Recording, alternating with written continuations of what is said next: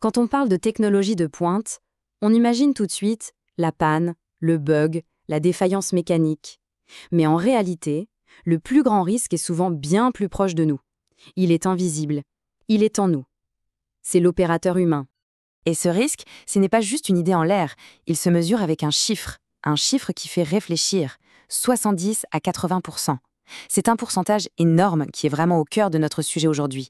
Mais 70 à 80% de quoi au juste? Eh bien voilà la réponse, noir sur blanc. Dans l'immense majorité des accidents d'avion, ce n'est pas la machine qui lâche, c'est la personne aux commandes qui à un moment a commis une erreur.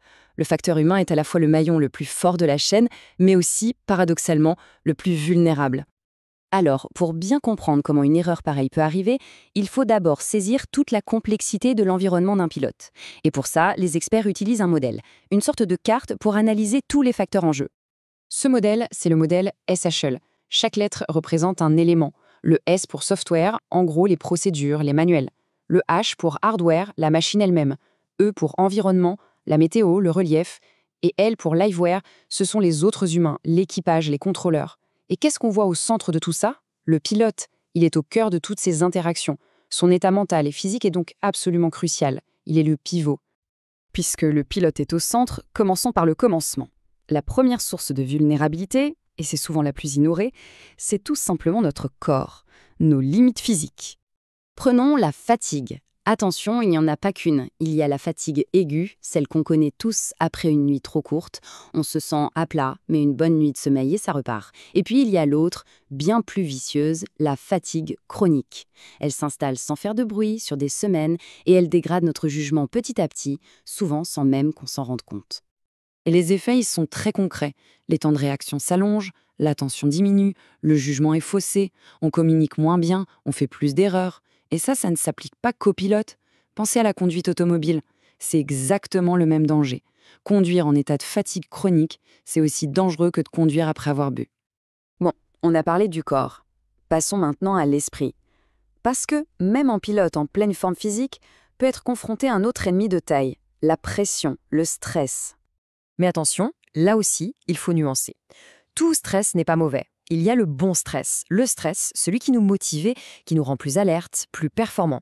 Et puis, il y a son jumeau maléfique, le distress, le mauvais stress. Lui, il fait tout l'inverse. Il dégrade nos capacités et il peut déclencher un phénomène particulièrement dangereux. Ce phénomène, c'est le tunnel cognitif. En gros, c'est comme si notre cerveau mettait des œillères. Il se focalise tellement sur un seul problème qu'il devient aveugle à tout le reste, même à des dangers évidents. On a tous vécu ça dans une dispute un peu vive, où on reste bloqué sur un détail en oubliant complètement le contexte global. C'est ça, le tunnel cognitif. Alors la question qui se pose, c'est si la fatigue et le stress sont inévitables, si ça fait partie de notre condition humaine, comment font les professionnels pour ne pas tomber dans le panneau? Comment est-ce qu'ils luttent contre leur propre nature? Eh bien, la première partie de la réponse, c'est la méthode. Les pros savent qu'au-delà de la fatigue et du stress, notre cerveau est programmé pour prendre des raccourcis. Et ces raccourcis de la pensée, ce sont de véritables pièges mentaux qui peuvent nous induire en erreur, même quand on est parfaitement calme et reposé. En voilà 3 très connus. Le biais de confirmation, notre tendance à ne chercher que les informations qui confirment notre première idée. L'excès de confiance, ce sentiment dangereux qui nous fait croire qu'on maîtrise tout, même l'imprévu. Et puis, il y a ce que les pilotes appellent le get home it is, littéralement la maladie du retour à la maison. C'est cette envie irrationnelle de finir la mission à tout prix qui peut nous faire ignorer des voyants rouges à l'approche de l'arrivée. L'antidote à ces pièges, c'est une approche structurée, comme ce modèle Fordec. C'est une sorte de checklist pour le cerveau. Ça force à analyser la situation objectivement, étape par étape. Les faits, les options, les risques, la décision, l'exécution et la vérification. C'est un garde-fou mental pour éviter que nos émotions et nos biais ne prennent le dessus. Avoir une méthode de décision, c'est la base. Mais ça ne suffit pas. Les professionnels vont plus loin en construisant des systèmes complets, de vrais filets de sécurité conçus pour attraper l'erreur humaine avant qu'elle ne provoque un accident. Et l'image qui illustre ça parfaitement, c'est le modèle du fromage suisse, de James Reason.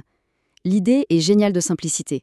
Aucune défense n'est parfaite, chaque barrière de sécurité a des trous, comme une tranche de gruyère, mais si on superpose plusieurs tranches, il devient très improbable que tous les trous s'alignent. La première tranche de fromage, la plus basique, c'est la checklist. Ça peut paraître simple, mais c'est une défense redoutable contre les oublis, les petites erreurs d'inattention qu'on peut tous faire. La deuxième tranche, c'est le collectif, la communication. Un bon briefing avant de commencer permet de s'assurer que tout le monde est sur la même longueur d'onde. À plusieurs, on repère plus facilement les oublis ou les erreurs de jugement d'un seul individu. Une autre tranche de fromage indispensable, la formation continue. S'entraîner encore et encore, simuler des pannes, apprendre des erreurs des autres. Tout ça, ça maintient les compétences au top et ça transforme les bonnes procédures en réflexes. Cette citation résume parfaitement l'idée. Une catastrophe, ce n'est presque jamais le résultat d'une seule erreur.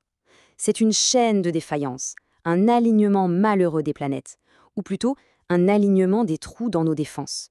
Le but du jeu, c'est donc d'avoir le plus de tranches de fromage possible. Et ça nous amène à la toute dernière barrière de sécurité, la plus personnelle. C'est la checklist I am safe. Un moyen mnémotechnique simple pour faire son propre bilan. I pour illness, la maladie, M pour médicament, S pour stress, A pour alcool, F pour fatigue et E pour eating, l'alimentation. C'est l'ultime tranche de fromage et c'est la seule dont on a le contrôle total. Et ça nous laisse avec une dernière question. Toutes ces leçons, cette conscience de ses propres limites, cette auto-évaluation, ça ne concerne pas que les pilotes. Dans notre vie de tous les jours, avant de prendre une décision importante, est-ce qu'on prend vraiment le temps de vérifier notre propre filet de sécurité ?